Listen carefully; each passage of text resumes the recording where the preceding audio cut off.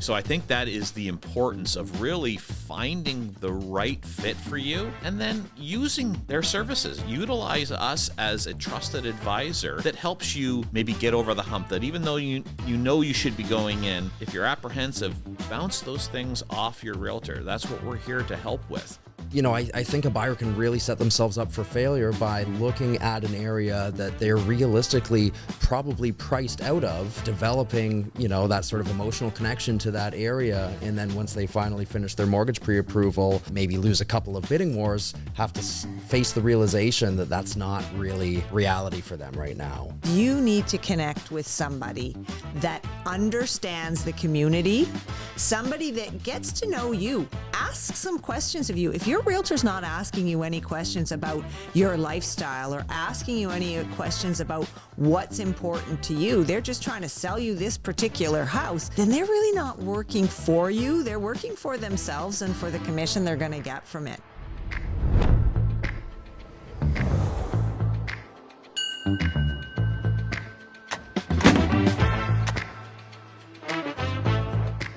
Welcome to Meaningful Moves, where we take questions from home buyers and sellers in Greater Sudbury and Manitoulin Island and try to provide some clarity to them to make their decision-making process much easier. And I'm really looking forward to today's topic. We're going to be discussing what are the biggest home buying mistakes and how can we help you avoid these. So basically, what are the 7 pitfalls or potential pitfalls in buying a home? Joining me this week, as always, Andrea Hilton. Andrea, quick thoughts on that topic. How do you think that's of value to people? I think it will help people when they're making their decisions. I think that if we are giving them those cautionary tales, things to do and not to do, it's just going to give them a little bit more comfort when they're actually in the trenches, if you will. Awesome. Thank you so much. And also joining us, as always, Anthony Field. What are your thoughts on today's topics and how is it relevant?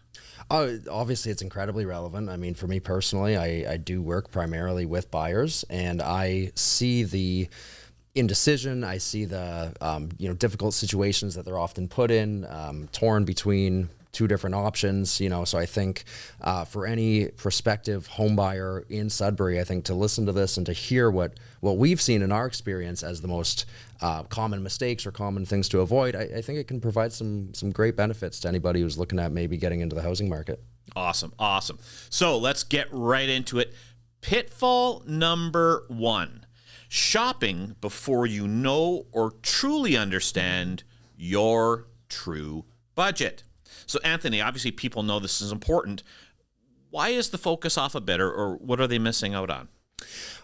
Oh man, there's really so much behind that, right? I mean, obviously, as we know, on one hand, when you look at Sudbury, even if you just look at the city itself, and we're not even necessarily looking at outskirt areas, average price can vary pretty significantly from one area of town to the next. So I think a buyer can really set themselves up for failure by looking at an area that they're realistically probably priced out of, developing, that sort of emotional connection to that area. And then once they finally finish their mortgage pre-approval, maybe lose a couple of bidding wars, have to face the realization that that's not really reality for them right now.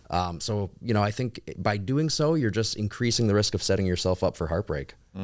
Now, Andre, some, as we all know, especially in Greater Sudbury, some price ranges are still very competitive. How can this pitfall negatively impact you there? You know what? I think that you have to be ready when we are in a competitive situation and there are a lot of price range. There's a lot of room in that price range.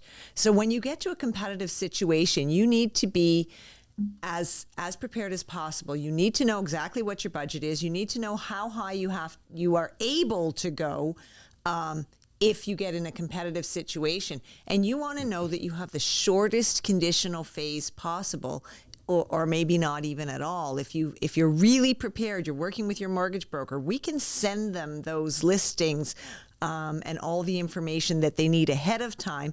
We can get a pre-inspection. So when it comes time to put your offer in, your offer is going to be as strong as you can possibly make it. If you don't know your budget, you're behind the 8 ball already. Wonderful advice, both of you. Pitfall number 2, assuming that the asking price equals the market value of the home. So, Andrea, what does this mean and what's the risk? Well, a market value is basically what somebody is willing to pay for a particular property.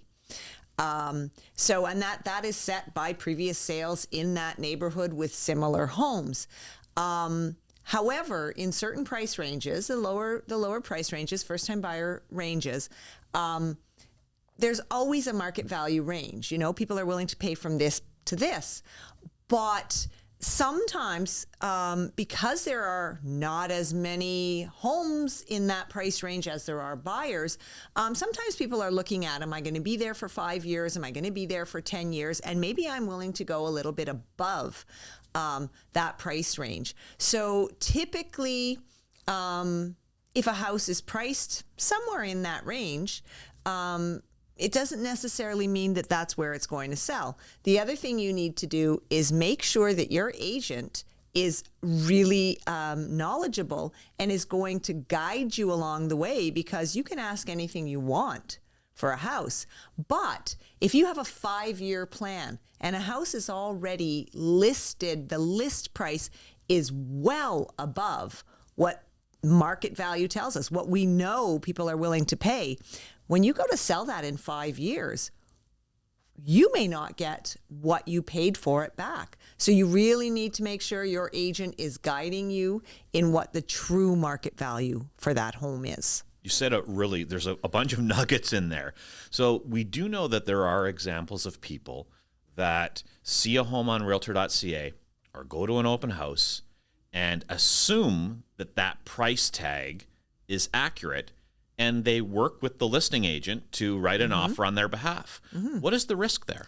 Well, there is a risk there because the listing agent has signed a contract and has committed to representing the seller and getting them as much money as possible for that particular property. They represent the seller. So they're not able to guide you, because if they're representing you as well, they may be able to tell you what other homes have sold for, but they're not able to give you that true guidance as far as what's going to happen with that particular home and how it fits into that range. So there is a little bit of a risk. Okay. And another thing you mentioned, you talked about sales in a neighborhood. Now, the Hilton Home Team does a lot of business on Manitoulin Island as well. Yeah. And it isn't a neighborhood per se. So how do you prepare pricing information for buyers on Manitoulin? Yeah, you do have to have a bit of an intimate knowledge of Manitoulin Island, because certain lakes are far more desirable. Certain properties that are not on the lakes are in communities where things are more accessible. Hospitals are more accessible. Shopping is more accessible. The roads are more accessible. A lot of times you're going to see a property that looks like a stupendous deal, but if you don't have an ATV, you're probably not accessing your property. So yes, it is priced really well, but it is priced according to its location, its condition. So somebody really has to have knowledge of that. You know, there's a very big difference between the price you might pay for a property on Lake Manitou and the price you might pay for a property on Otter Lake. There's a vast difference. So waterfront is not just waterfront when you're talking about Manitoulin Island. Great advice. Great advice. So now we go into pitfall number 3, waiting too long on the right property. And what I mean by that is you found the perfect one, and now you're humming and hawing about making a move. Anthony, why is that such a big risk? Well, obviously, worst case scenario, and again, particularly, this is something that we see in that competitive price point, that $500,000 and down first-time home buyer downsizer price point, is it's very competitive, and particularly right now in our spring market, things are moving fairly quickly. So if you sit back a little bit too long and kind of hem and haw and weigh your options a little too much, that home can very easily end up being sold from, like it takes that opportunity away. So obviously as realtors, that's another thing where, we come into play and we ensure that we have these conversations with our buyers beforehand. And we try to do some of this work preemptively. So that way, if we're forced with kind of a tight deadline, we have already had these discussions. We've already had these thoughts. But particularly if a buyer is really new in their buying journey, I've seen it a number of times, and you will sometimes see them kind of so overcome with indecision that next thing you know, the clock runs out and that home is no longer an option for them. Mm-hmm. We deal in real estate every day, and there are some instances where we know from what we've learned from that client that is the perfect option for them. Mm-hmm. And Anthony, how do you sort of toggle between providing guidance but not coming off as pushy or salesy? Like, how do you walk that tightrope? Yeah, and it's a tough one to walk. It really is. I will always refer back to previous conversations that we've had. I might refer back to previous homes that we viewed, things that they liked about that home, things that they didn't like about that home. And, at the end of the day, it is always the buyer's decision. And that is something, like, my buyers will hear me say that to them all the time. I always say, you're the boss. I inform, I advise, I recommend. At the end of the day, we do what you want to do. But, as kind of an impartial bystander through this process, I feel like I can say, well, I see you're apprehensive about this one, but, it had me think about, say, these last 2 or 3 homes that we saw. This was your feedback on all of those. I think when we factor all of that in and the price point at this one, I think it makes a lot of sense for you. Sometimes they'll listen to that, other times they don't. But again, at the end of the day, we can just do our best and provide as much knowledge and insight as possible, and the buyer makes the final decision. And I mean, I think that's also inadvertently there. You also said or talked about the importance of working with one realtor, finding who you work well with, and also finding someone who listens to you and understands you. And I mean, ultimately, it looks like you're going to say something, Andrea. No, I'm disagreeing. Yeah, absolutely. So I think that is the importance of really finding the right fit for you and then using their services. Utilize us as a trusted advisor that helps you maybe get over the hump, that even though you know you should be going in, if you're apprehensive, bounce those things off your realtor. That's what we're here to help with. So there's also really benefits to that as well. Mm-hmm. Now, the next sort of item that we're talking about is the next sort of pitfall is skipping due diligence just to win the home. Mm-hmm. What does that mean?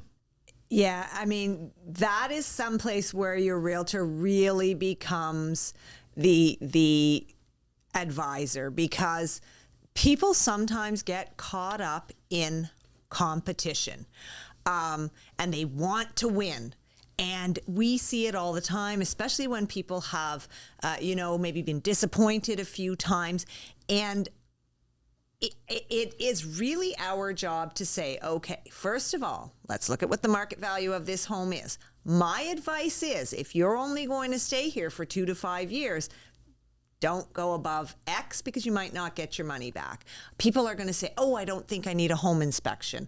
And I am always going to say, listen, we have an option for a pre-inspection, because I'm seeing some things in this house that I can't explain. I don't want you to be surprised by that. People oftentimes have plans to build a garage or put a pool in the backyard, and they haven't got a clue whether or not those things are going to get approved. So it's really my job to say, okay, let's make sure that in the time frame that we have, that we are really hustling to make sure that everything you want from this home makes sense, and what you are willing to pay for this home makes sense for your plan.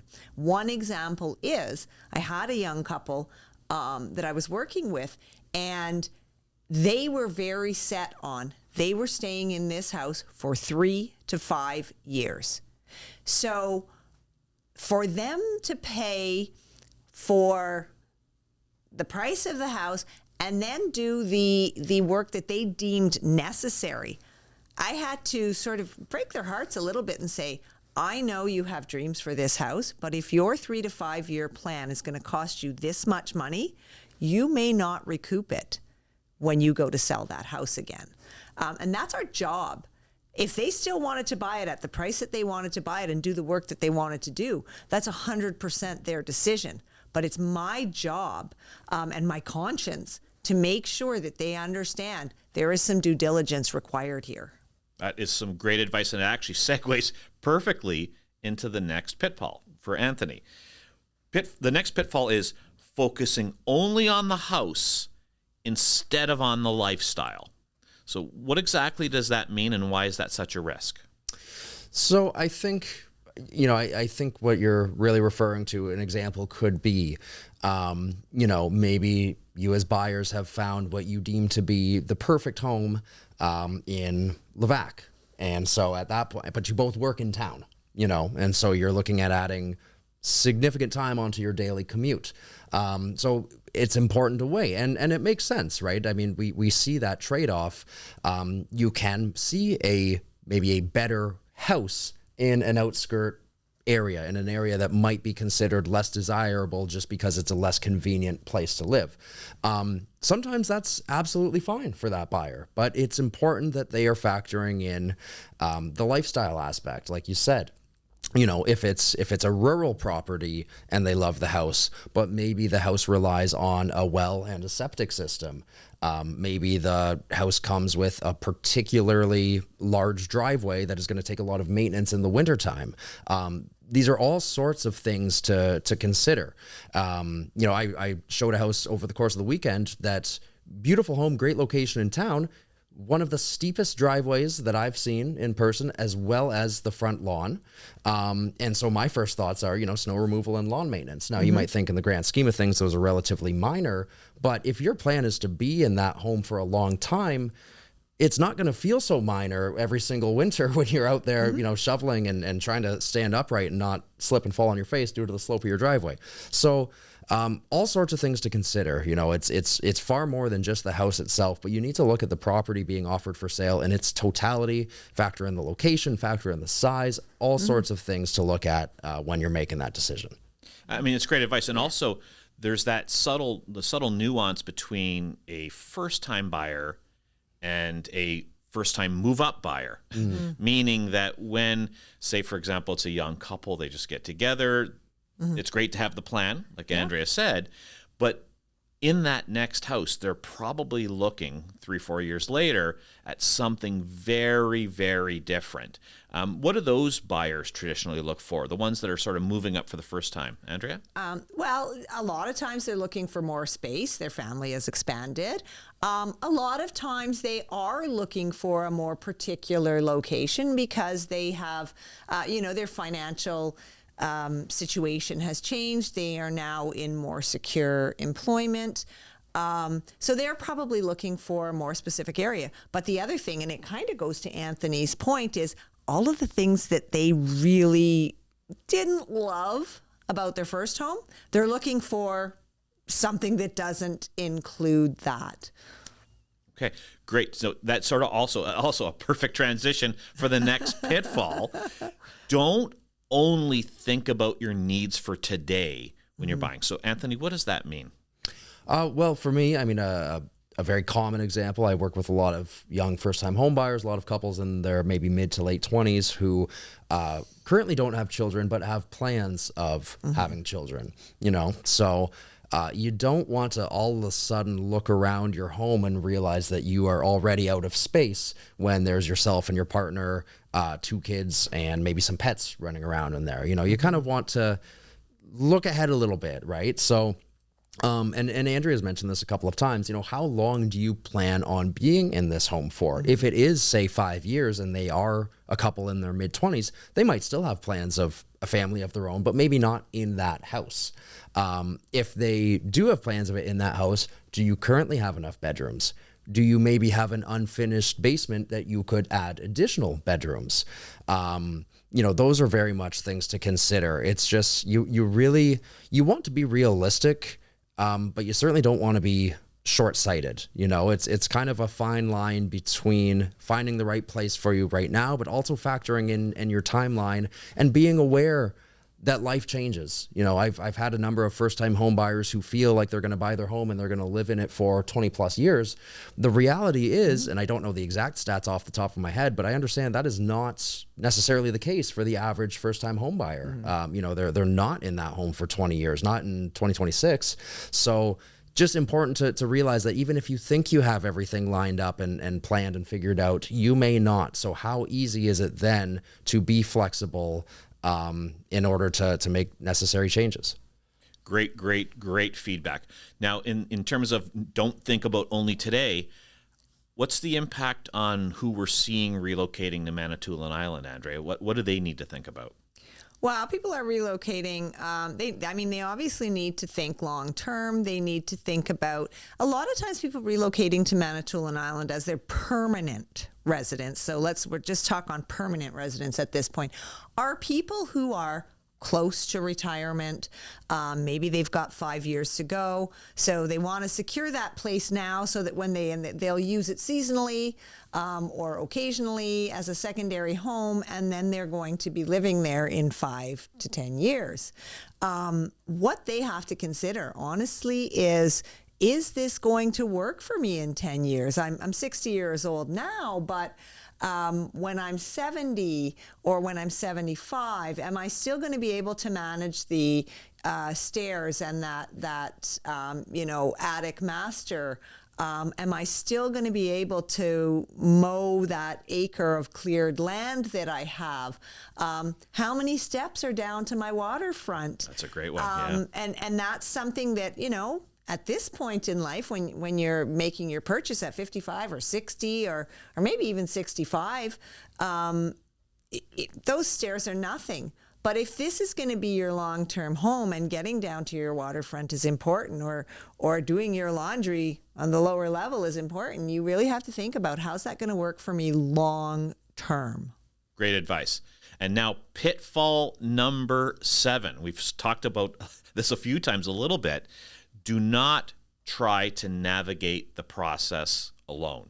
So, Anthony, what would you say is the biggest risk of not having your own dedicated realtor to help you do this?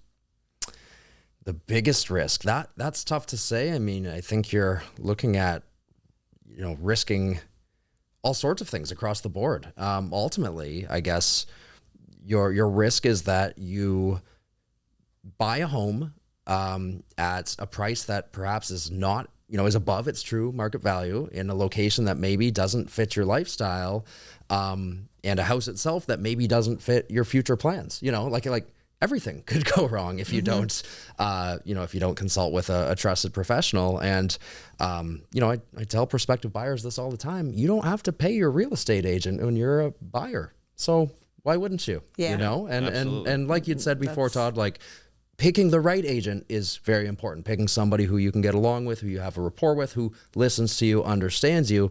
So I think if you are a prospective buyer, don't be shy to talk to a few different agents to start. Maybe don't sign contracts with multiple agents. I wouldn't necessarily recommend doing that. But, don't be shy to have conversations, to feel realtors out, and then pick the one that gives you the best feeling. Who's going to look out for your best interests, who's going to make or will have the time for you. And ultimately, if you do that, then I think you'll be in good hands. Okay, great point. And as listing agents, we often see this, but let's talk about the other side. Greater Sudbury and Manitoulin Island has a lot of people relocating to this area. So if you're relocating, what is the benefit of having your own realtor when you're trying to make a decision from Kitchener? Yeah, it is hugely important to have, and so often we see people from out of town don't connect with a realtor of their own, so they simply rely on the information that they're getting from the listing agent. So what you really need to do is you need to connect with somebody that understands the community, somebody that gets to know you. Ask some questions of you. If your realtor's not asking you any questions about your lifestyle or asking you any questions about what's important to you, they're just trying to sell you this particular house, then they're really not working for you. They're working for themselves and for the commission they're going to get from it.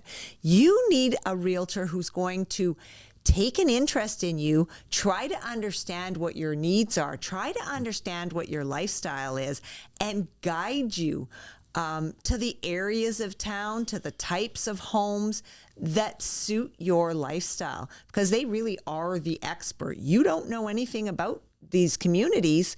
You really need to rely on somebody who has your best interest in mind. So today we talked about 7 buyer pitfalls. So before we sign off for the day, what sort of sticks out to you, Andrea, as one thing for buyers to sort of keep in mind, or what would be your sort of number one recommendation of all the stuff we talked about? Yeah, my number one obviously is find a realtor. And like Anthony said, find a realtor who you really feel comfortable with, whose advice you trust, and stick with that realtor, because they are the ones that are going to guide you to the right property. They're going to guide you through the process of securing the right property. And they're going to be a great resource for you as you move into your home. You know, 6 months down the road, you want to feel comfortable calling those people up and getting some advice from them. Awesome. Anthony, what sticks out to you about everything we've talked about today?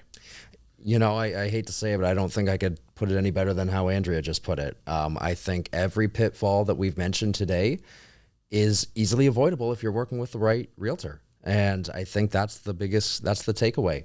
If you align yourself with the right realtor, they will be proactive. They will take the steps necessary to ensure that, you're limiting all of those potential downfalls as much as you possibly can. So that's the biggest takeaway to me. Find somebody that you trust, somebody who knows what they're talking about, somebody who has time for you. And, I think the odds will be in your favor. So these pitfalls can easily be avoided. Vision and clarity are the key to success. It doesn't have to be as stressful as it comes off. Having the right realtor, having the right plan, and being pre-prepared gives you that sense of confidence. Thank you for joining us on Meaningful Moves. Look forward to seeing you next time.